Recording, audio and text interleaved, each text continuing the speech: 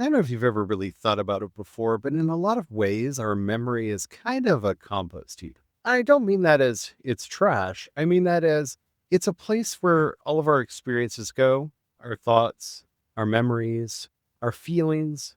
And it's in this kind of dark place where we don't realize what all is happening with it. It just kind of sits there in the back of our minds, shaping and reshaping and forming the soil that all of our other thoughts grow out of. You have to tend to compost heap. You have to stir it. You have to mulch it. You have to turn it over so that it's constantly making the best. But when it is, so much can come out of it. It's a really good way of thinking about our generativity and creativity. We're mining, we're planting, we're tending. That kind of interior compost of all of our thoughts, feelings, and experiences so that new and vibrant things can grow from them.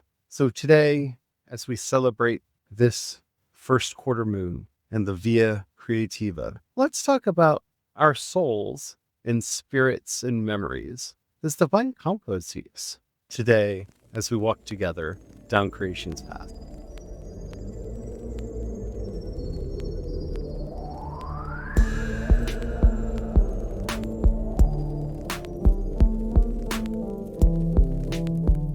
Hello, everyone. My name is Charlie. I am a Christopagan Druid and priest of Bridget. Hello, everyone. My name is Brian. I'm a Christopagan Druid and sous chef to the Dagda. Today, we're going to be celebrating the first quarter moon with a little meditation on the Via Creativa. This is one of my favorite paths of the four paths, and it's one that I spend most of my time on. If you want to follow along with what we're talking about, if you go over to CreationsPaths.com, you will find a full devotional article dedicated to this, which includes not only the poems and prayers that Brian will be reciting, but a brief meditation and a practice that you can do to connect to the things that we're talking about here today. But before we get into all that, if you haven't already, don't forget to like, subscribe, follow, whatever the terminology happens to be on whatever platform you're listening to us on. We do 5 original Christopagan and Druid episodes Monday through Friday, and you don't want to miss anything. So we got a lot of fun stuff coming up. All right, let's just get into it, shall we? Today's invocation, all in silence met and danced in the quiet place. Eyeless calm swept by chance into sacred space. Light shines over shadow, night dark and narrow, inviting holy union, inciting life to break free. In the shadow bright and the luminous gloom, the secret spark lights the way, a world to remake anew. This is one of the most neglected ideas of the Via Creativa. Matthew Fox says over and over and over again, if you've ever heard him talk about the Via Creativa or read any of his works on the Via Creativa, that this creative path is born from the erotic union of the Via Positiva, the path of awe, wonder, and delight, and the Via Negativa, the path of sorrow, grief, letting go, empty. That it's these two coming together that make the Via Creativa. It's literally in the erotic union of these two. And yet, usually when people talk about the Via Creativa or the creative path, they're talking about it from a point of view that it's the cure, the antidote, the solution to this problem. And while yes and no, I'm not mad at those ideas. I'm not saying that we should never think of it as cure, the antidote, or anything like that. It actually arises from them together. It's mutually dependent upon the two of them. Now, that doesn't mean that if your life's been good and you're suffering from a creative block, that you need to go and find yourself some suffering, or vice versa. But it does mean that these are both equal, real aspects of our lives. And in fact, most of our creative blocks come from us not fully committing or connecting to what creativity is trying to give rise to within us. Creativity has its own wants. It has its own ambitions. It has its own ideas of what is and is not best for us.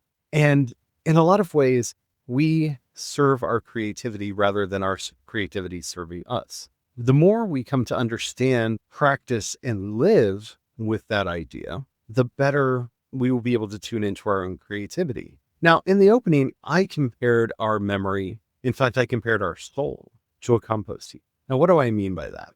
all of our memories, all of our experiences, all of our emotions, all of our thoughts get planted into the soil, into this fertile ground of who we are, into this dark space underneath our conscious mind. We often don't know or realize what's in those subterranean depths.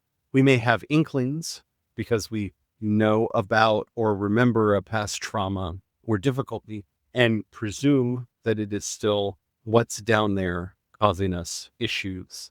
But it's happening outside of, and really in defiance of, our rational mind's attempt to proclaim itself the master of this domain. And once we start living with the uncertainty of that, and if you've listened to us for any period of time, you realize a lot of what I think the spiritual life is learning how to navigate uncertainty, because that's what faith is. Faith is the candle that lights us through the darkness. It's not the solid path that forges a way. Faith is the strength that gets us to leap into the unknown with the hope that there will be something there to land on. Or as I like to say, faith is that step that carries us through the threshold into our houses every day as we cross those liminal spaces where potentially we could end up anywhere. So yeah, when you start thinking about these memories, these experiences, these thoughts as going into this compost, and you have things pop back up, we already use composting words. When we talk about this, we talk about a thought worm. It's something that just bubbles up from inside of us. We don't know where it came from, and it won't let us go. We talk about an earworm, a song, a sound that gets into our head and we just can't let it go. It's just constantly in there singing that song, playing that music for us. We're already using this language to understand these unseen parts of ourselves. And what I really want to encourage is for us to take that one step forward and to really mean it when we're talking about this.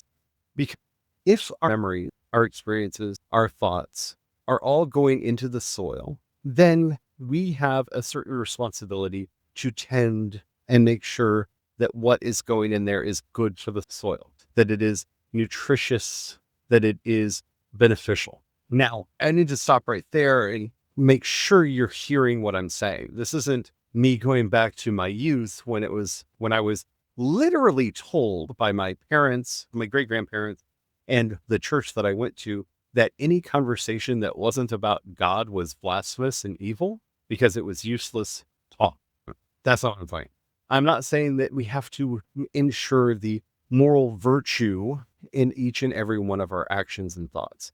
That's tiring. Let's just be honest. Let's be real. That's tiring. That's more effort than any of us really have to put into any of this. If you have to sit back and judge every thought that popped through your head, all you're going to be doing is judging your thoughts all day, which is going to tend towards all kinds of neuroses. And we don't need that.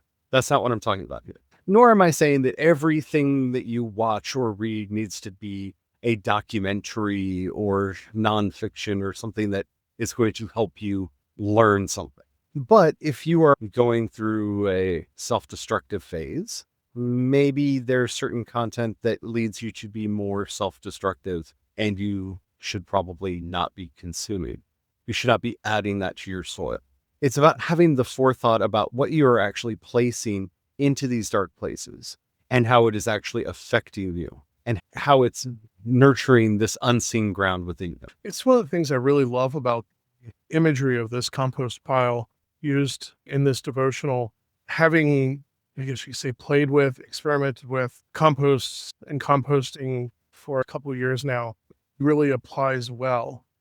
I guess first out the gate, I would just recommend, if anybody hasn't tried that, for an experience to help in the depth of awareness, I highly recommend trying a little composting, maybe just a little bucket or a little pile somewhere in the corner of the yard. If you don't have a yard, they do make countertop composters. Just do your research on them because some of them can smell. Yeah, generally you want it outside, but you don't want it certain proximity to the house because it can go awry. The thing with the composting and it going awry even is the compost piles, even if you're careful about what you curate and put into it, stuff gets in there. It's just the nature of life. And that's why it works so well with this as far as each individual psyche. Sometimes things get added to our compost pile that's outside our control. Generally, it's hard to fully kill a compost pile. You could put a lot of junk in there and it's still going to break it down. It may take it longer. It may struggle some. It may get pretty stinky and unpleasant, but it will still break it down. That's why, like Charlie's saying, like, it's as far as like having to live some kind of perspective on righteous and pure living and stuff, like that's not what we're saying here in this imagery, because life can be messy and stuff happens. I don't like the phrase can be messy. Life is messy. Life is messy. Yeah, life is messy. That optimist in me thinking foolish thoughts. Life is messy. And no matter how well you try to curate your compost pile, stuff will get added in. But also knowing that it's okay. Like, it will process it. And there's ways you can curate and help the compost pile to work more efficiently and to be less unpleasant, we'll say. And it's the same thing with our own psyches. When we have particularly messy experiences, there are ways we can curate that. That's why I love that compost imagery, because there are ways to curate and help us to process those experiences better, so that our psyche is less, say, stinky, going off the imagery here, less unpleasant to be around. Yeah, less prone to some of the problems and faults that we are really not wanting to continue in our lives, because it all gets broken down. I think one of the biggest problems that we have, especially here in the United States, is we've accepted this myth of individualization, that everything is up to the individual, that it's the individual that makes decisions, that it's the individual's task to do things, that everything is on us individually. And we have lost our sense of the collective good, the collective burden, the collective whatever. Like, collectivism is not a thought that's easy to get people to have here. And we're going to be talking a lot more about that going forward. But when we are offshoring all of these responsibilities onto our own mindset, onto our own individual thought processes and ability, we are really limiting the work that we can do. We're limiting what we can actually accomplish and perform, because now it's all about us. It's all about us. It doesn't matter what is or is not possible. It doesn't matter what we can and cannot do. We have made this so much an our problem that we have lost the ability to actually do the things that we could do, because we have extended ourselves so far outside of our abilities to take action. You may or may not remember your childhood. You probably don't remember anything at all before the age of 2. Most people have no memories before the age of 2. And even at the age of 2, you probably don't have good, vivid memories. Most people's memories start kicking in maybe around the age of 5 or 6, as far as what you can actively remember. And as you get older, your childhood gets fuzzy. There are certain things that you remember very vividly and other things that you just don't remember. And even when you think you have a really good memory, and now there are exceptions to this, but if I were to ask you what happened 5 days after your 8th birthday, you won't be able to pull that up with any kind of specificity.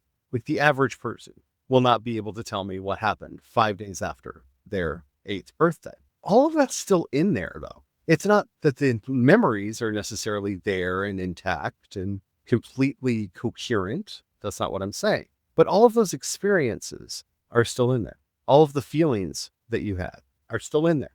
All of the various ideas and thoughts that were put into your head are still in there. They just got composted into other places. Little bits and pieces of them got packed away. Those little experiences of being hungry as a child, or hearing your parents worrying about where they were going to get money to pay for things, those all get filed away. Those all get digested and put away into various places. And that's that via negativa, right? All of those fears that you saw in your parents, your grandparents, your aunts, your uncles, those are all filed away somewhere inside you. They've been broken down for the basic components. For the sake of this analogy, I will continue to call them nutrients, even though these are not nutritious nutrients. But those experiences are all still there. They're still within you. You may not remember that you heard your aunt say something that triggered this fear in you, that then got this fear response out of you every time whatever your aunt was talking about happened. You might not remember it with that kind of specificity because it got broken down. It got put away. Also, you might not understand why certain jokes make you laugh, because your uncle said something one day randomly and it made you laugh so hard that now when you hear that kind of a joke, your memory gets tickled in a way and you start laughing and you're back to that kind of childhood glee, that childish glee, that childish wonder. But you don't know that that's because your uncle said something or did something, right? You don't remember. And that's fine. We're too stuck on this idea of identity, meaning memory. Memory is not all that constitutes identity. Thank God, right? Because many of us, as we grow older, will lose that capacity. But it gets composted in. You can see this with people with Alzheimer's. They can't remember who they are sometimes. They can't remember people's names, faces. You start singing a song that meant something to them, and they start humming along with you, sometimes even singing the words, because that song has been absorbed into them, and it's so part of their being that even the memory blockages can't take it away from them. That's what we're talking about. We're talking about this compost of memory. It becomes part of who you are, that even if you can't remember the story. I'm terrified of being buried alive. I've always been terrified of being buried alive. And I know this sounds like a very rational fear, like everybody should probably be afraid of being buried alive.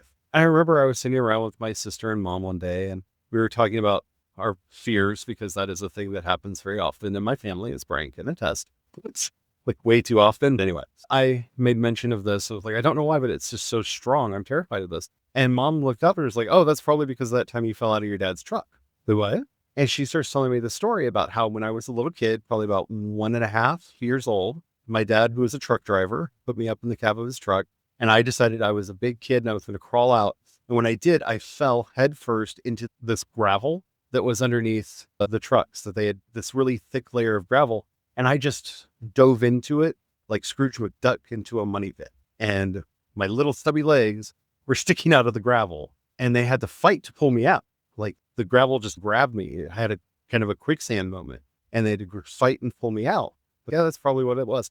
Or is that time we took you down to the Gulf of Mexico and you hit that patch of quicksand and you got buried up to your chin in sand and you were still going down and we had to tug you out. Remember? We just got you those new shoes that you wanted and you lost your shoes in the sand and you were really upset. I was like, oh, because I didn't remember that.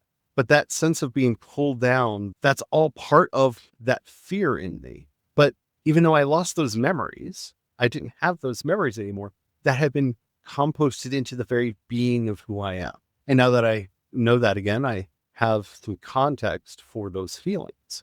And this can happen for positive and for negative things. And that's very important for us to remember. This can happen for positive and negative things. We have no idea what deep down within us has made us the people that we are, because a lot of times they are these subtle, hidden things. And when I say hidden, they weren't strong enough in our memory to stay as a memory to hold on to. I could not recount those stories. I do recall one time hitting quicksand, because apparently where we lived in Texas had a lot of quicksand. And I do remember one time, but apparently this happened to me quite a few times. All right, just be bobbing along and then just straight into the ground. And yeah, but that made part of who I am.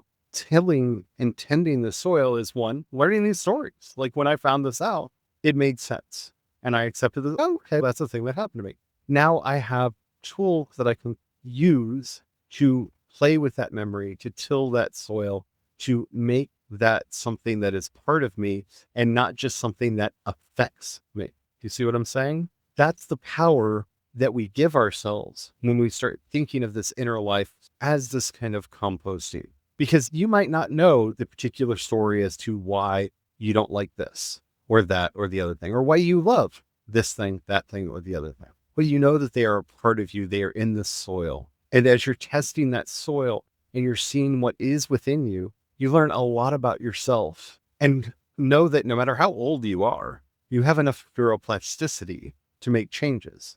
Oh, I think that's yucky because. Do you want to think of whatever that is yucky? Because you can probably change that. There are ways that you can change that if that is something you want to do. Are there ways that you can use that in your creativity? That's what this learning process is. There's so much going on deep down on the insides of us that we wall ourselves off from and don't have access to. We can't recount it as story. And we are story-based creatures. Though we want to believe that all of our memories are stories. Sometimes our memories are just that feeling. I can't stand walking in mud. Never understood it. Oh, I kept walking into quicksand as a child. Okay, That's why I don't like walking in mud. But even without knowing why, I know that this ingredient is in me. There's something that just sends terror through me if I step onto the ground and it starts giving way, if I start sinking into it. But now I know why. I know what it is. I know how to act and interact with this sensation. Because even without knowing the story, I can see the ingredient of it there. And that's the kind of probing that we do in the Via Creativa, because we're learning to bring all of that up and out. We're letting things grow. And as Thich Nhat Hanh, wow, I do quote Thich Nhat Hanh a lot in these podcasts, don't I? But as Thich Nhat Hanh reminds us, we need to be careful of what seeds within us we are watering, because within all of us, there are good seeds and there are bad seeds, and we need to water the good seeds. And this is the way to learn what nutrients are there and also what seeds are there. It's really helpful to allow us to take that proactive choice in our lives and to take that agency back. Instead of being victims of our circumstances, we can have that agency and take the choice, cultivate, grow, and focus on choosing to attract and move towards that which brings us joy, rather than wasting tons of energy on eschewing that which we don't like. And this creative path really helps to unlock that. It gives a wonderful framework to understand it and to move through it. Yeah, I think the greatest misunderstanding of the Via Creativa is people pigeonhole it and they're like, oh, that's the thing you do when you make music or you do painting or you tell a story. And no, the Via Creativa is how you make your life, and to make a life that includes music and stories and paintings and food and whatnot. But the Via Creativa is about making your life and having this really hands-on, deep understanding of what's going on down within you does help with that. As I remind myself, it is such a nuanced and complex path that though we've danced around it lightly once a month, we've done that for almost a year now, talking about it, and we haven't really doubled up on any of the aspects or nuances of any of the different paths. Yeah. Because there is a lot of depth to it, like a compost pile. You could spend an entire lifetime on this. Hadovich spent her entire life just writing about the Via Negativa and exploring the full depth of the Via Creativa, and didn't even say everything that there is to say. She gave us a lot of good words and ways contemplating the Via Negativa that we didn't have before, but she didn't even scratch the surface. There's so much to each of these paths that you can dig into, and really, you could spend a life in any of them. I'm currently reading through The Creative Way by Rick Rubin, and I'm really enjoying this book on so many levels. And this is a person who, though I don't know he would have the words to say this, because it doesn't sound like he's ever studied or even encountered creation spirituality, but throughout the book, he keeps reminding us about our Via Positiva, finding those places of joy, our Via Negativa, accepting those times of silence and grief and pain, and expressing our Via Creativa, and also finding those moments of Via Transformativa, where we can actually make change and when change needs to be made. And it's been a very powerful and really illuminating read. I've really enjoyed that book a lot. If you're looking for a fun practice, go read the post. There's a wonderful practice with the Via Creativa included in this week's devotional. It's a lot of fun thing to go through. I've been having fun putting these together, and I hope you all have been enjoying them. I would like to know your thoughts on our Sacred Compost heap or anything else that we've discussed in this episode.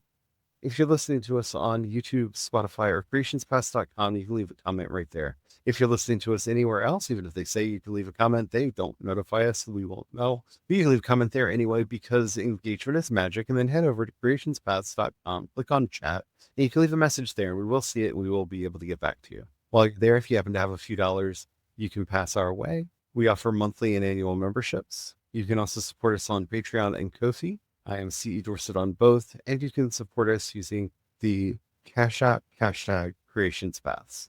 Thank you to everybody who does that. We are ever so grateful. Thank you so much. You all really do help us keep the lights on, keep a roof over our head, and food on our table. If we've ever said anything that's helped you out, please share it with others. That helps us out more than you know. And as we're heading out today, I'm going to be reading the closing blessing. Holy flame, who dwells in the heart of joy and sorrow, you who kindle stirs from darkness and draws songs from silence, Bless this fertile ground. I offer you my all and my ache, my delight and my letting go. Take them into your forge, meld them, temper them, and shape from them something true. May I honor the sacred compost of my life, trusting that nothing is wasted and that every thread, bright or broken, belongs in the tapestry of becoming. Grant me the courage to create, not for praise or perfection, but as an act of devotion, as a sign of life still moving in me. So be it, so may it grow. Mara May. Mara May.